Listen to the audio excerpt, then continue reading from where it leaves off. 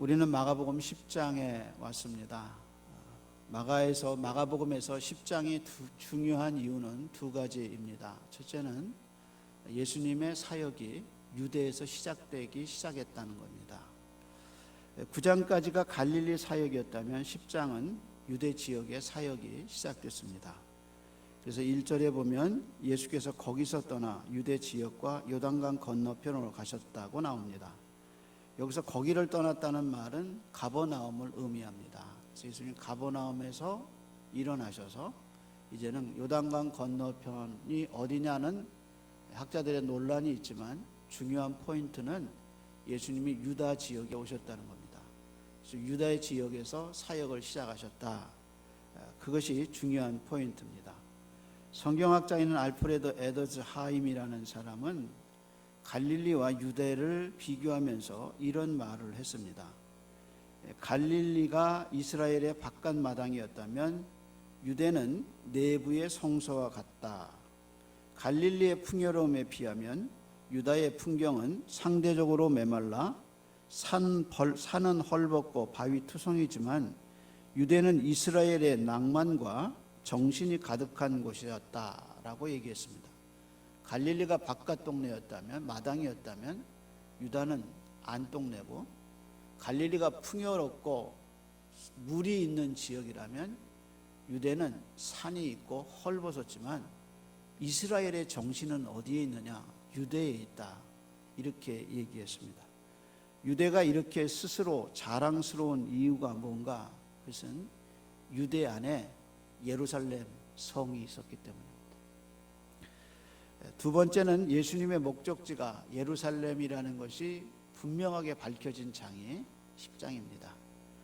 그래서 유대인들은 하나님이 이 세상에 10개의 복을 주셨는데 그 9개의 복을 어디다 주셨느냐? 예루살렘에 뒀다라고 생각할 정도로 예루살렘을 사랑했습니다. 그래서 예수님이 10장에 유대 지역에 오시고 11장에 예루살렘에 가십니다. 그리고 15장에 십자가에 못 박혀 죽으십니다. 이런 관점에서 보면 10장은 예수님이 예루살렘 성에 입성하기 전에 어떤 일이 있었느냐를 기록했습니다. 그래서 10장이 그런 면에서 굉장히 중요한 장이죠. 그러면서 10장에서 마가가 제일 먼저 다룬 게 뭐냐? 이혼 문제를 다뤘어요. 이혼 문제. 먼저 마가는 예수님의 변함없이 가르치는 사역에 대해서 이야기를 했습니다. 1절에 보면 무리가 다시 모여들었고 예수님이 다시 전례대로 가르쳤다고 말합니다. 이 말은 예수님을 따르는 사람들이 이미 유대에 예수님을 기다리고 있었다는 것을 알 수 있습니다. 실제로요, 마가복음 3장 8절에 예수님이 갈릴리 지역에서 최초로 사역을 시작하셨을 때 큰 무리가 모여들었다는 것이 마가복음 3장의 첫 번째 이야기였습니다. 거기에 보면 그 모여드는 무리에 대해서 3장 8절에 마가가 뭐라고 말했냐? 어디서 그 사람들이 왔느냐? 갈릴리에서 큰 무리가 왔다. 그리고 그 다음에 어디서 사람이 왔느냐? 유대와 예루살렘에서 왔다고 얘기했습니다. 그래서 유대와 예루살렘에서 온 사람들이 예수님의 소문을 듣고 밑에서 위에까지 갈릴리까지 예수님을 보려고 많은 사람들이 올라왔었다고 이미 3장에서 얘기했습니다. 그러면서 지금 10장에 예수님이 유대에 들어가셨는데 그 예수님의 소문을 듣고 더 많은 사람들이 예수님께 몰려와 있는 장면을 우리에게 보여주죠. 이렇게 말씀을 가르치고 있었을 때 빠짐없이 등장한 또 하나의 인물이 이제 바리새인 그룹이죠. 우리는 예수님이 갈릴리에서 사역하실 때 바리새인과 유대인들 바리새인들과 예수님과의 갈등 구조를 이미 보고 왔습니다. 바리새인들이 계속해서 예수님을 공격했습니다. 그리고 죽이려고까지 했습니다. 그랬던 그 예수님이 유대 경계에 들어오시자마자 또다시 바리새인들이 예수님을 공격한 것입니다. 무엇을 가지고 공격했는가? 바로 이 이혼에 대한 질문을 갖고 예수님을 공격한 겁니다. 이것은 우연히 나온 질문이 아닙니다. 이거는 예수님을 함정에 빠뜨리기 위해서 이 사람들이 모여서 어떻게 하면 예수님을 꺾을 수 있느냐, 어떻게 하면 예수님을 함정에 빠뜨릴 수 있느냐라는 당시 시사성을 가지고 아주 정교한 질문을 만들어 낸 것입니다. 마가는 이걸 뭐라고 말했냐? 그들이 예수님을 시험하려 했다 그랬습니다. 근데 여기서 나오는 시험이라는 원어의 페리라조라는 단어는 마귀가 예수님을 시험할 때 쓰던 페리라조와 같은 단어입니다. 그러니까 마귀의 시험처럼 이 사람들이 예수님을 시험하고 있다는 겁니다. 2절입니다. 바리새인들이 예수께 나와 그를 시험하여 묻되 사람이 아내를 버리는 것이 옳으니까. 여기서 사람은 남편을 말하죠. 그러니까 남편이 아내를 버리는 것이 옳으니까 이렇게 물었습니다. 여러분, 이 질문은 당시 사회가 굉장히 주목하고 있던 시사성 있는 질문이고 동시에 정치적인 질문입니다.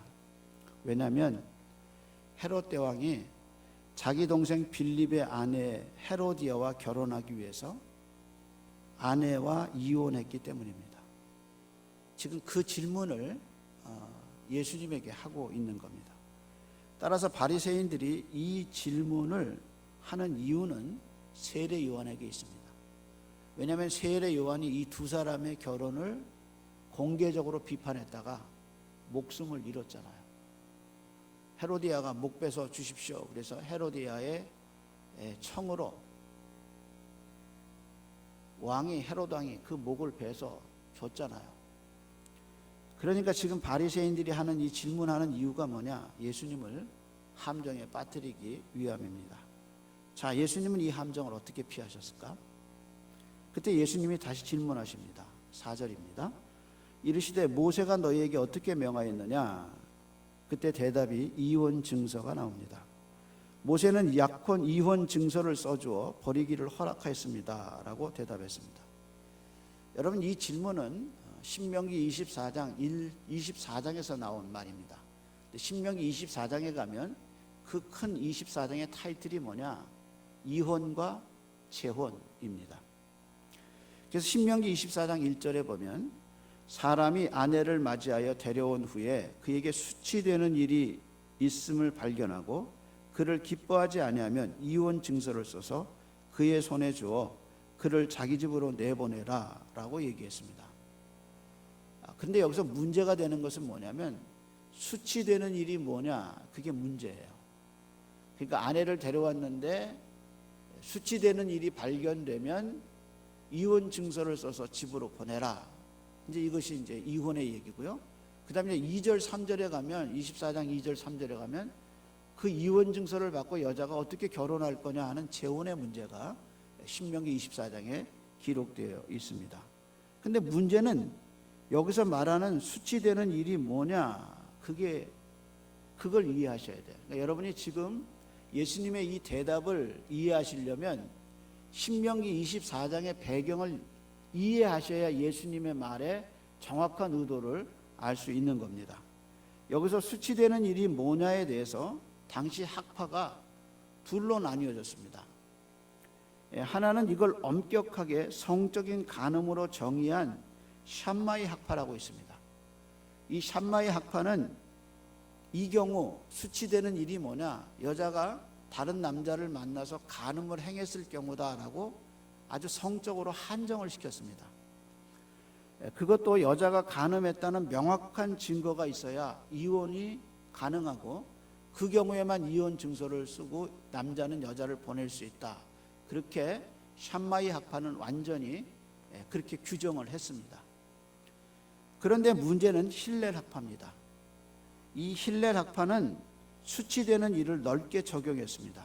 예를 들어서 부인이 길에서 다른 남자와 이야기를 하고 있다. 이혼 사유감입니다.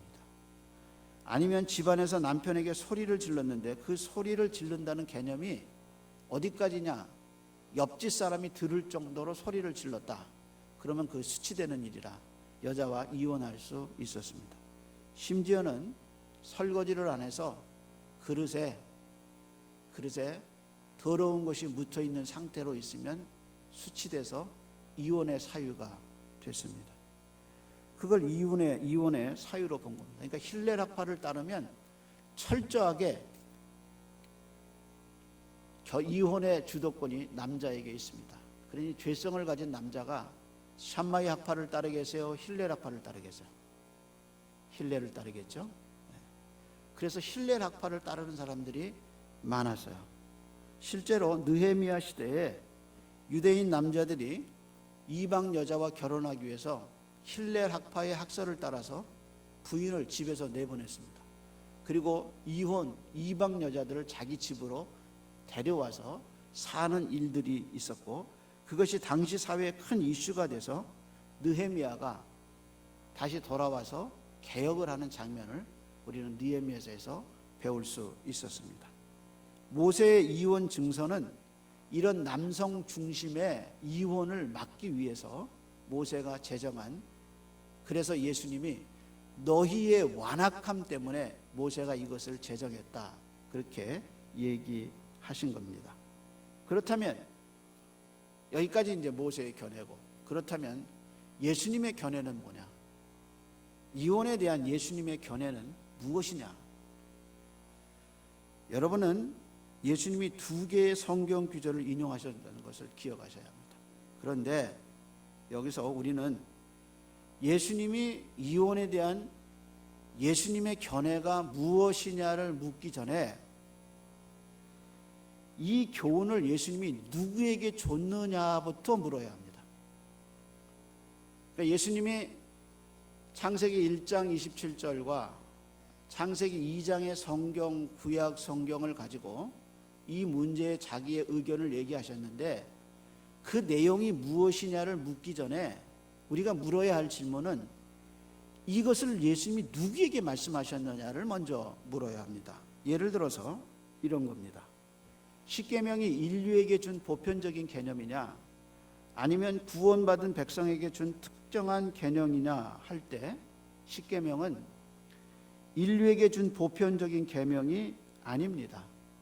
십계명은 어린 양의 피로서 구원을 받은 이스라엘 백성이라는 특정한 사람들에게 준 하나님의 특정한 계명입니다. 어떻게 알 수 있느냐? 계명 1계명과 2계명은 나 외에 다른 신을 섬기지 말라, 우상 숭배에 대한 교훈입니다. 4계명은 안식일을 거룩히 지켜라 라는 계명입니다.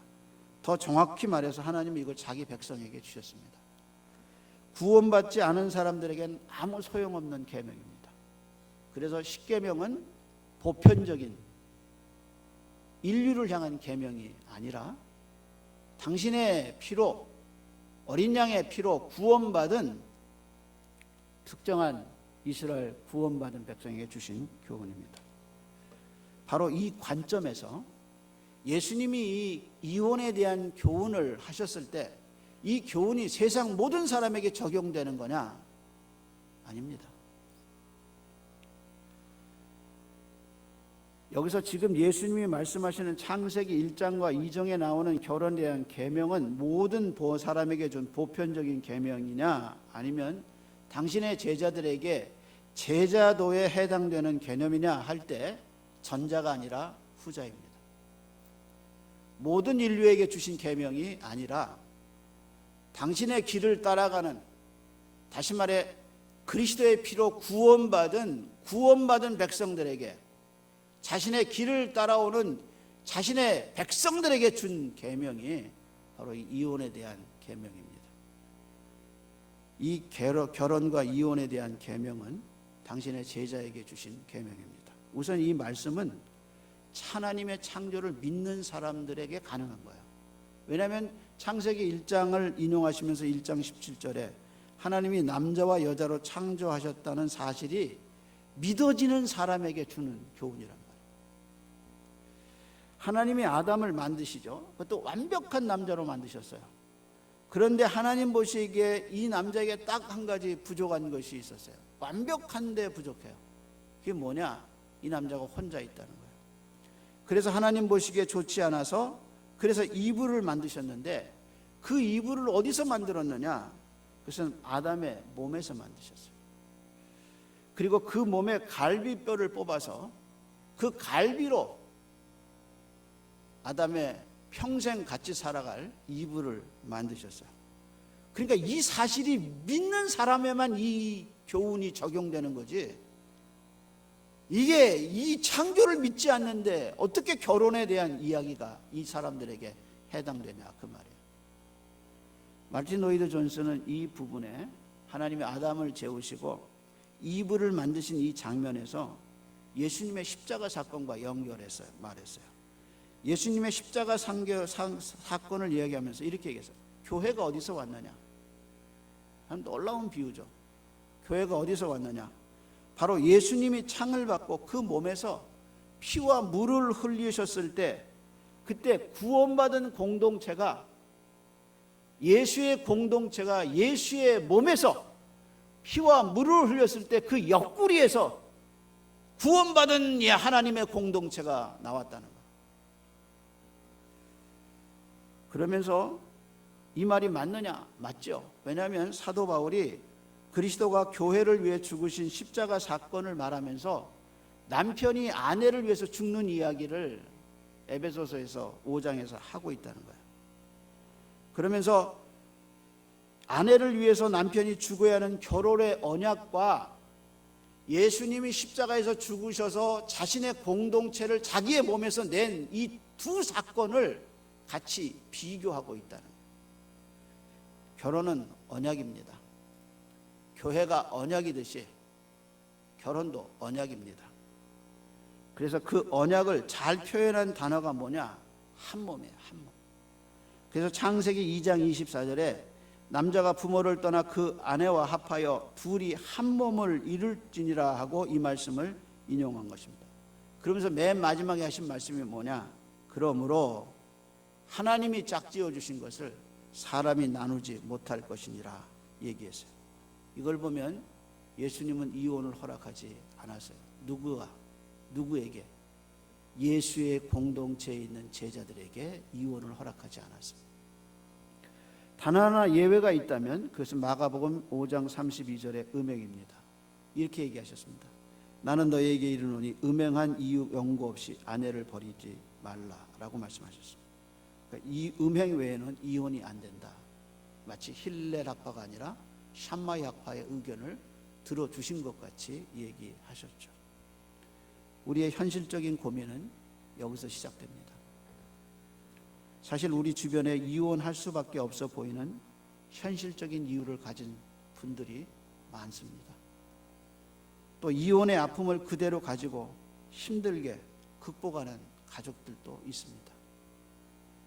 폭력적인 남편에 의해서 혹은 중독성에 심한 남편에 의해서 혹은 부인에 의해서 힘든 결혼 생활을 하거나 아니면 도저히 극복할 수 없는 성격 차이에 간격 때문에 마음 아파하는 분들이 있습니다. 그런데 그런 갈등을 겪으면서 예수의 제자인 우리가 기억해야 하는 것은 결혼이 언약이라는 겁니다. 예수님의 말씀에 의하면 한 몸입니다.